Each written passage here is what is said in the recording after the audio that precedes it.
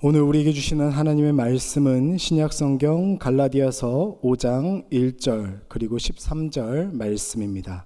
주님 감사합니다. 갈라디아서 5장 1절과 13절 두 절 말씀인데요. 이 시간 저와 여러분이 한 목소리로 합독하겠습니다. 그리스도께서 우리를 자유롭게 하려고 자유를 주셨으니 그러므로 굳건하게 서서 다시는 종의 멍에를 매지 말라. 형제들아, 너희가 자유를 위하여 부르심을 입었으나 그러나 그 자유로 육체의 기회를 삼지 말고 오직 사랑으로 서로 종 노릇하라. 아멘. 이제 정보할 목사님 나오셔서 광복 그리스도인의 자유라는 제목으로 말씀 선포해 주시겠습니다.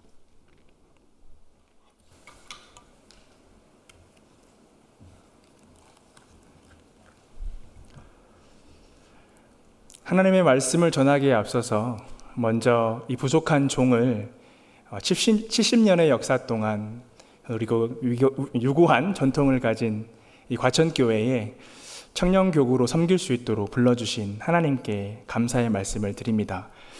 과천교회는 제가 독일에서 유학하면서 계속 우리 유튜브를 통해서 함께 예배하고 또 소식을 들었던 교회인데, 부족한 제가 이곳에서 사역할 수 있음이 얼마나 감격스럽고 놀라운지 지금도 가끔은 이게 꿈인지 생신인지 생각해 보게 됩니다.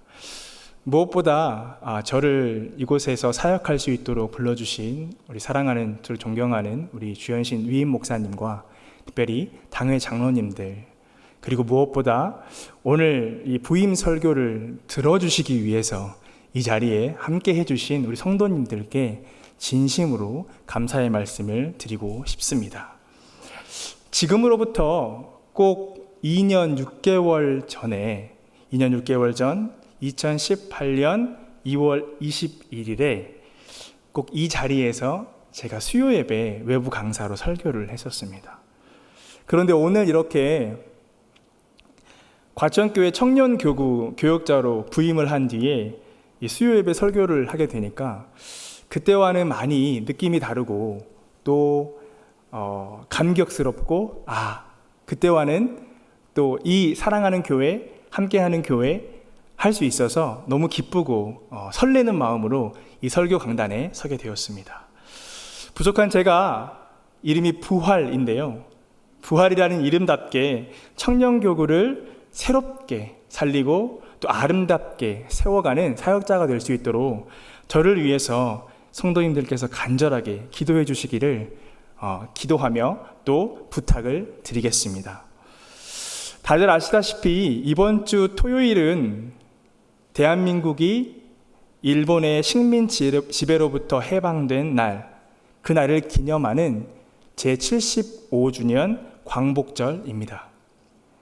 저는 외국에서 한 5년간 살았는데요, 가족과 함께 외국에서 5년간 살다 보니까 외국에 살면 애국자가 된다고 하잖아요. 제가 독일에 머무는 5년 동안 오히려 중요한 국경일이 되면 더 우리 대한민국이 그립고 고국이 그립고 그 기념일들을 어떻게 하면 잘 기념할 수 있을까, 나름대로 그 타국에서 기념하려고 여러 가지 노력했던 기억들이 있습니다. 오늘 제 딸이 부임 설교를 듣기 위해 여기 앉아 있는데, 제 딸과 함께 어떤 기념일에, 아마 광복절이었나 다른 기억은 안 나지만 기념일에 3.1절이었나 태극기를 함께 그렸던 기억도 있습니다. 외국에 살다 보니까 대한민국 고국이 너무 그리워서 특별한 날이 되면, 특별한 국경일이 되면 그렇게 나름대로 가족과 함께 그 국경일을 기념했던 그런 기억들이 있습니다. 그런 성도님들, 혹시 광복이라는 한자어의 뜻을 알고 계십니까? 아마 다들 이쯤 되면, 이 시기쯤 되면 한 번쯤 보았을 한자어인데요, 앞에 나온 한자는 빛광자입니다. 그리고 뒤에 나온 한자는 돌아올 복자입니다. 두 단어를 합쳐서 뜻을 풀이해보면 빛이 돌아왔다, 빛을 되찾았다 라는 의미가 됩니다. 뒤에 나온 한자어 돌아올 복은 다시 부라는 다른 뜻과 음으로 사용되기도 합니다. 그래서 다시 살아나다 라는 뜻을 가진 부활이라는 제 이름, 부활이라는 그 단어도 그 단어의 부자도 저 복자 그대로 사용하고 쓰고 있습니다. 빛을 다시 찾았다라는 의미의 광복에서 그 빛은 곧 자유를 의미합니다. 대한민국 국민으로서 주권과 자유를 빼앗긴 채로 35년 동안 살다가 1945년 8월 15일 그 자유의 빛을 회복한 날이 바로 광복절입니다. 저는 작년 광복절 주간에 독일에서 어떻게 하면 이 광복절을 기념할 수 있을까 고민하다가 윤동주 시인의 시집을 이북을 통해서 구입을 해서 읽었던 기억이 있습니다. 윤동주 시인은 조국의 광복을 향한 열망의 시들을 참 많이 썼거든요. 오늘 저는 그 시들 가운데 십자가라는 시를 가져와서 우리 성도님들과 함께 나누고 싶습니다. 제가 한번 읽어보겠습니다. 한번 들어보십시오. 쫓아오던 햇빛인데 지금 교회당 꼭대기 십자가에 걸리었습니다. 첨탑이 저렇게도 높은데 어떻게 올라갈 수 있을까요? 종소리도 들려오지 않는데 휘파람이나 불며 서성거리다가 괴로웠던 사나이. 행복한 예수 그리스도에게처럼 십자가가 허락된다면 모가지를 들이우고 꽃처럼 피어나는 피를 어두워가는 하늘 밑에 조용히 흘리겠습니다. 아마 윤동주 시인의 많은 시들이 유명한 시들이 있지만 그 가운데 이 십자가의 시가 가장 유명하지 않을까 생각합니다. 윤동주 시인도 조국의 자유를 의미하는 상징으로 빛광인 햇빛을 사용하고 있습니다. 내일이면 올 것 같았던 조국의 광복이 높은 십자가에 걸려 더 이상 가까이 다가오지 않자 절망 속에서 하루하루를 살아가고 그 느낌을, 그 마음을 그 시 안에 윤동주 시인은 담아내고 있습니다. 사랑하는 조국이 자유의 빛을 되찾을 수만 있다면 자기 자신을 예수님처럼 십자가에 내어줄 수 있다는 결연한 마음을 내비치면서 그 문장을 읽으면서 태어날 때부터 자유로운 삶을 충분히 누리며 살아왔던 제 자신의 과거를 돌아보게 되었습니다. 그리고 저는 오늘 수요 예배를 준비하면서 갈라디아서의 말씀을 통해 진정한 광복의 의미가 무엇일까 고민해 보았습니다. 신앙생활에서 빛을 회복하는 것, 자유의 의미가 무엇인지 한번 생각해 보았습니다. 그리고 스스로 질문해 보면서 갈라디아서의 본문을 묵상해 보았습니다. 그리고 저는 오늘 이 시간 그 묵상했던 내용들을 사랑하는 성도님들과 함께 나누려고 합니다.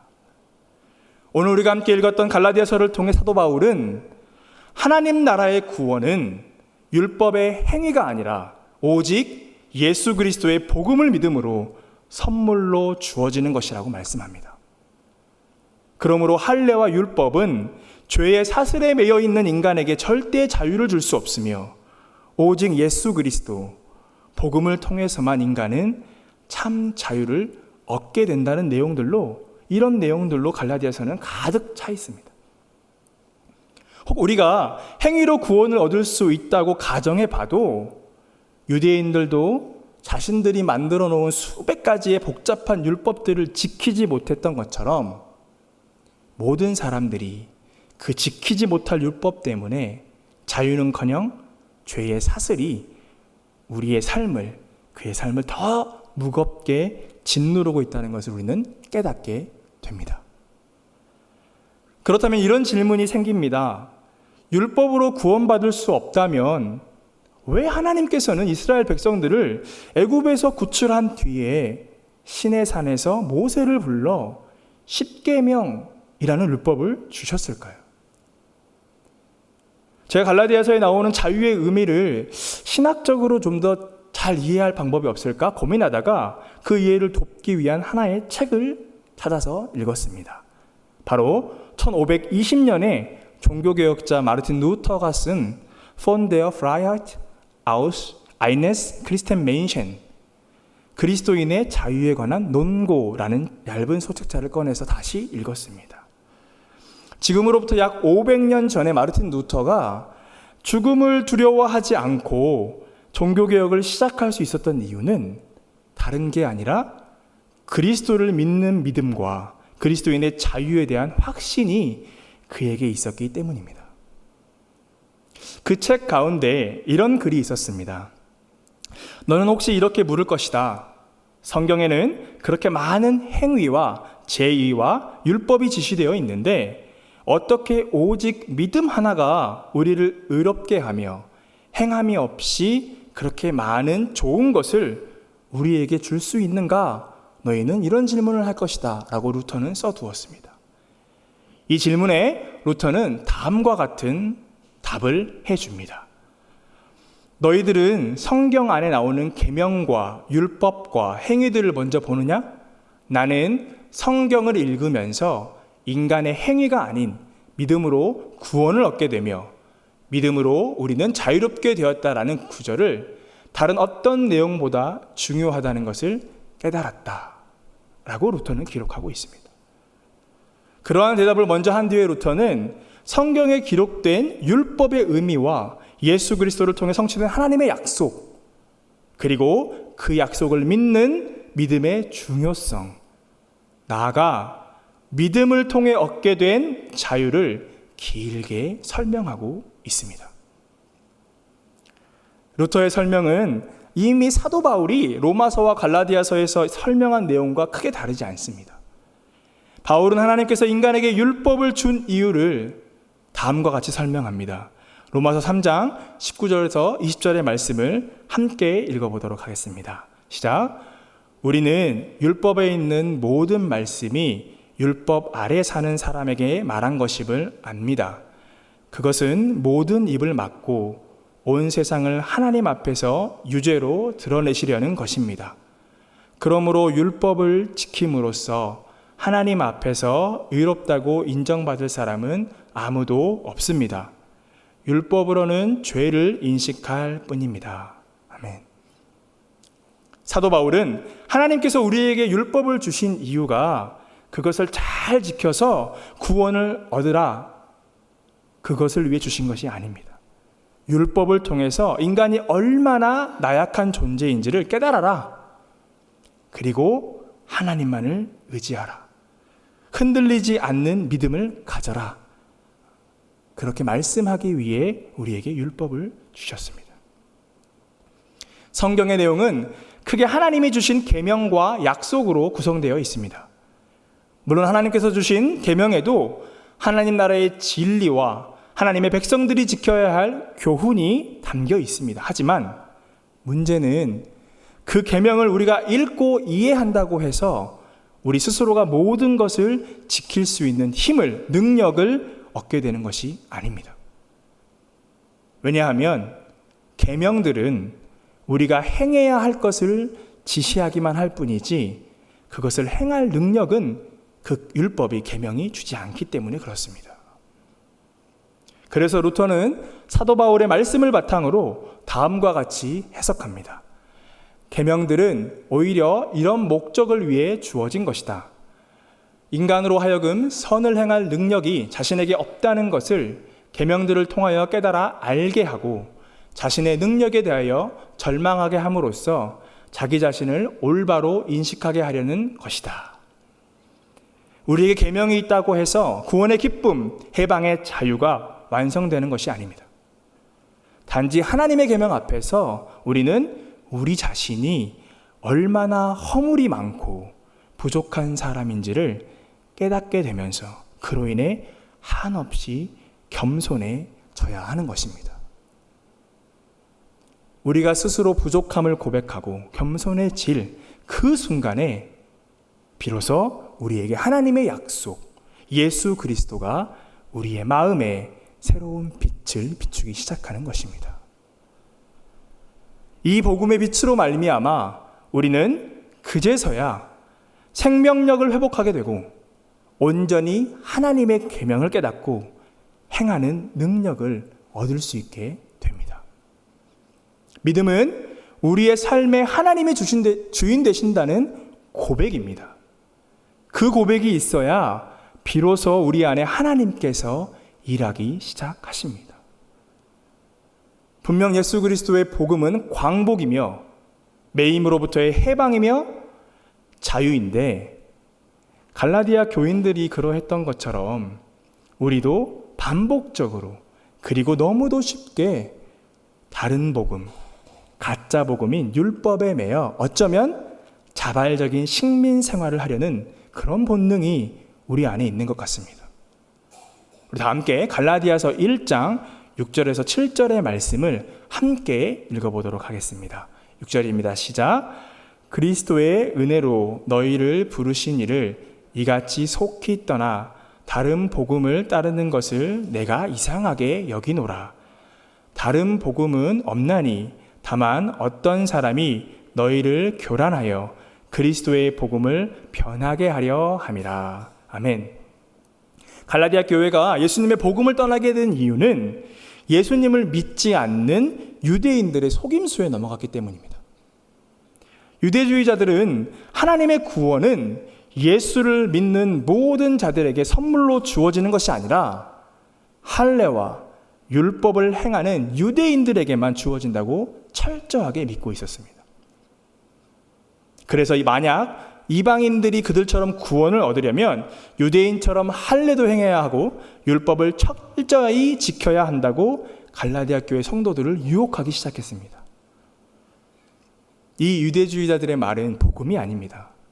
그들은 하나님의 계명을 잘 지키면 구원을 얻을 수 있다고 말하고 있지만 그 말 속에는 오직 유대 민족들만이 구원받을 수 있다. 오직 유대 민족만이 하나님의 선택을 받은 백성이고 그들만이 구원받을 수 있다라는 매우 교만하고 배타적인 의미가 담겨 있는 말입니다.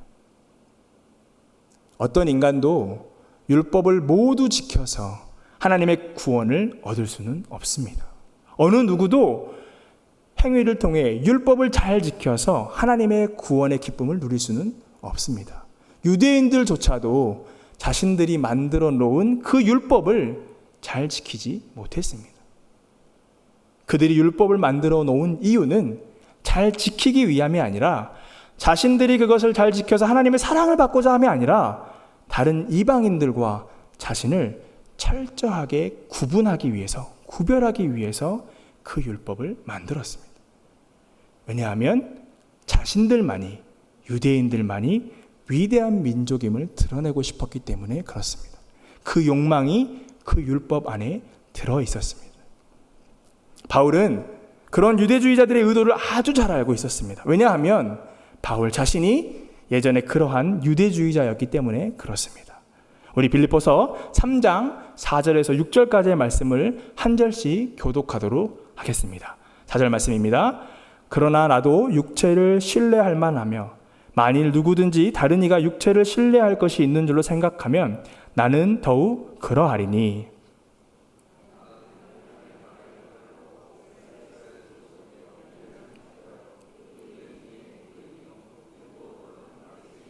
함께 읽습니다.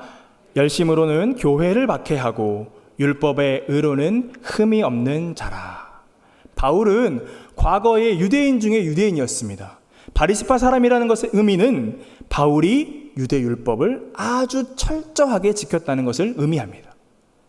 그래서 바울은 자신이 사울이라는 이름을 가졌던 시절에 유대인이 아닌 이방인 그리스도인들, 이방인들을 무시했고 율법이 아닌 예수님의 복음으로 구원을 얻는다라고 믿는 우리와 같은 그리스도인들을 괴롭히고 잡아 가두었습니다.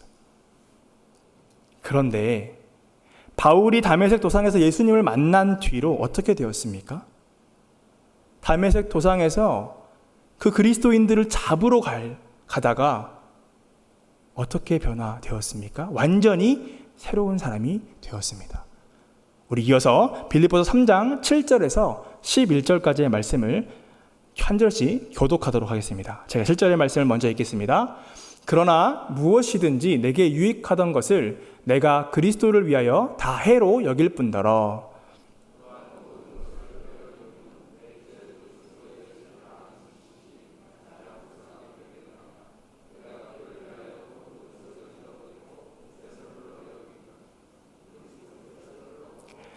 그 안에서 발견되려 함이니 내가 가진 의는 율법에서 난 것이 아니요 오직 그리스도를 믿음으로 말미암은 것이니 곧 믿음으로 하나님께로부터 난 의라.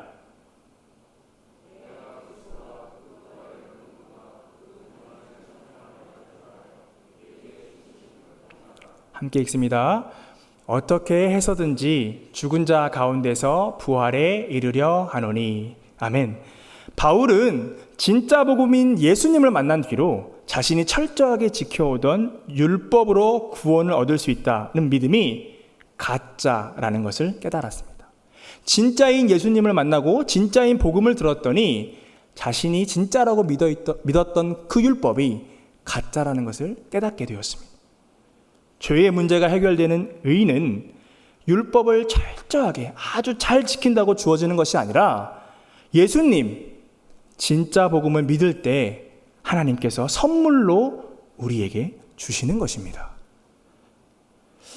그렇다면 행함은 중요하지 않고 믿음만 중요한 것일까요? 제가 설교를 준비하면서 제 마음속에서 가득 채웠던 질문이 바로 이것에 있었습니다. 그러면 행함은 중요하지 않고 믿음만 중요한 것인가? 바울과 루터는 믿음만 중요하고 행함이 중요하지 않다고 주장하지 않았습니다. 루터가 이런 말을 했습니다. 독일어로 Der Glaube ist der Anfang aller guten Werke. 해석해보면 즉 믿음으로 주어지는 복음의 빛 안에서 성령님과 함께 행하는 것이 그리스도인의 진짜 삶이다 라고 말하고 있는 것입니다.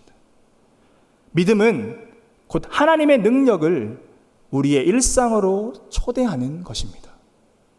나는 연약하여 계명을 지킬 능력이 없지만 하나님께서 내 삶의 주인이 되시면 하나님께서 나를 통해 그 계명을 완성해 간다라는 믿음을 고백하는 것.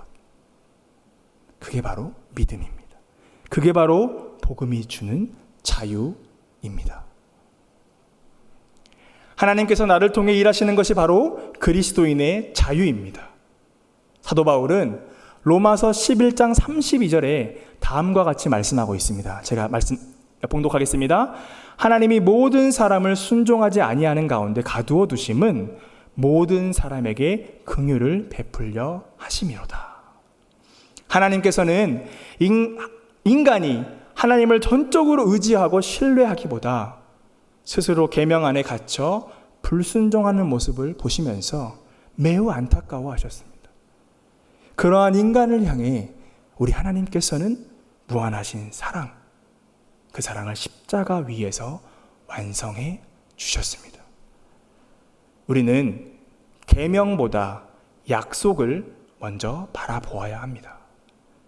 우리가 예수 그리스도의 복음 안에 담긴 약속을 바라보고 믿을 때 비로소 우리에게 자유의 빛이 회복됩니다. 우리의 행함은 복음의 자유 안에서 시작되어야 하는 것입니다. 복음은 결코 인간의 자유를 억압하지 않습니다. 오히려 복음은 우리를 자유롭게 합니다. 그래서 예수님께서는 우리에게 다음과 같이 말씀하셨습니다. 우리 다 함께 요한복음 8장 31절과 32절의 말씀을 함께 합독하도록 하겠습니다. 시작. 그러므로 예수께서 자기를 믿은 유대인들에게 이르시되 너희가 내 말에 거하면 참으로 내 제자가 되고 진리를 알지니 진리가 너희를 자유롭게 하리라. 아멘. 이제 말씀을 맺으려고 합니다. 사랑하는 거천교회 성도님들, 여러분은 예수님을 만나 기쁘십니까? 매일매일 일상 가운데 복음을 만나면서 기쁨을 누리고 계십니까? 매일매일 복음이 주는 그 자유함, 그 생명력을 맛보며 살아가고 계십니까? 우리는 때론 너무도 쉽게 그 가짜 복음에 속아서 살아가기도 합니다. 믿음으로 구원을 얻을 수 있다는 그 약속보다 나의 노력으로 영원한 생명을 가질 수 있다라는 그 달콤한 말, 그 말이 더 설득력 있게 느껴집니다. 그런데 우리는 너무도 연약해서 쉽게 넘어집니다. 하나님도 그러한 우리의 부족함을 아시기에 이 땅에 예수 그리스도를 보내주셨습니다. 우리가 진짜 복음인 예수님을 의지하며 살아갈 때 우리에게 참된 자유와 해방이 시작되는 것입니다. 일본이 우리나라를 강제로 점령하던 시기에 죽을 것을 알면서도 우리 믿음의 선배들, 믿음의 독립운동가들이 감옥에서 무릎 꿇고 기도하며 끊임없이 광복을 노래할 수 있었던 그 힘은 어디서부터 온 것일까요? 여러 역사적 증거에 따르면 믿음의 선배들이 감옥에서 목숨을 내놓고 기도하며 끊임없이 찬양하며 광복을 기다렸다고 합니다. 도대체 그 힘은 어디로부터 온 것일까요? 비록 그들의 현실은 고문과 감옥 그리고 죽음이라는 억압 속에 있었지만 복음이 주는 자유를 이미 그들의 마음 가운데 소유하고 있었기 때문에, 그들의 일상 가운데 복음이 주는 자유를 소유하고 있었기 때문에 그들이 담대하게 당당하게 감옥에서도 광복을 노래할 수 있지 않았을까요? 이미 그들의 삶 속에 예수님이 함께 하셨기 때문에 그들이 죽음을 눈앞에 두고도 광복을, 그 빛을 노래할 수 있지 않았을까요? 오늘 사도 바울은 갈라디아서 5장 13절에서 형제자매 여러분, 하나님께서는 여러분을 부르셔서 자유를 누리게 하셨습니다. 여러분은 그 자유를 육체의 욕망을 만족시키는 구실로 삼지 말고 사랑으로 서로 섬기십시오 라고 적고 있습니다. 광복절을 앞둔 이번 한 주간 우리 과천교회 성도님들 모두가 선물로 받은 예수 그리스도의 복음으로 인해 참 자유, 참 해방, 참 광복을 누리시면서 무엇보다 나 자신을 위해서 주님이 주신 자유의 기쁨과 은혜를 사용하는 것이 아니라 우리 이웃을 사랑하고 섬기는데 주님이 주신 그 자유를 나누는 일상을 살아가시기를 주님의 이름으로 축복합니다. 기도하시겠습니다.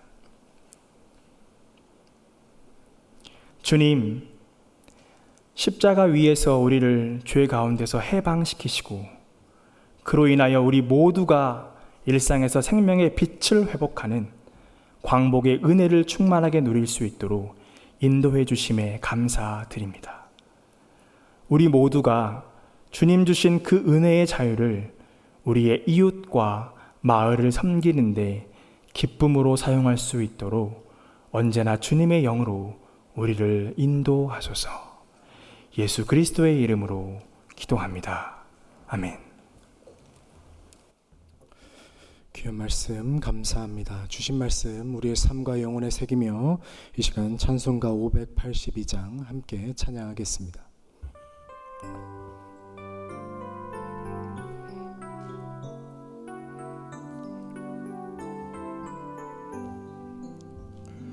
어두운 밤 마음에 잠겨 역사의 어둠 짙었을 때에 계명성 동쪽에 밝아 이 나라 여명이 왔다. 고요한 아침의 나라 빛 속에 새롭다. 이 빛 삶 속에 얽혀 이 땅에 생명탐 놓아간다. 옥토의 뿌리는 깊어 하늘로 줄기 가지 솟을 때 가지잎 억만을 해요. 그 열매 만민이 산다. 고요한 아침의 나라 일꾼을 부른다. 하늘 씨앗이 되어 역사의 생명을 이어가리. 맑은 샘 줄기 용솟아 거칠은 땅에 흘러 적실 때 기름진 푸른 벌판이 눈앞에 활짝 트인다. 고요한 아침의 나라 새 하늘 새 땅아 길이 꺼지지 않는 인류의 횃불 되어 타거라. 복을 빕니다. 이제는 십자가에서 죽기까지 우리를 사랑하시고 우리의 삶에 참 자유를 주신 예수 그리스도의 은혜와 하나님 아버지의 무한하신 사랑하심과 성령의 교통하심이 복음이 주는 자유를 매일의 일상생활 가운데 경험하길 소원하는 이곳에 모인 과천교회 공동체와 많은 비로 인하여 고통받고 있는 우리 이웃들 위해 이제로부터 영원까지 함께 하시기를 간절히 축원하옵나이다. 아멘.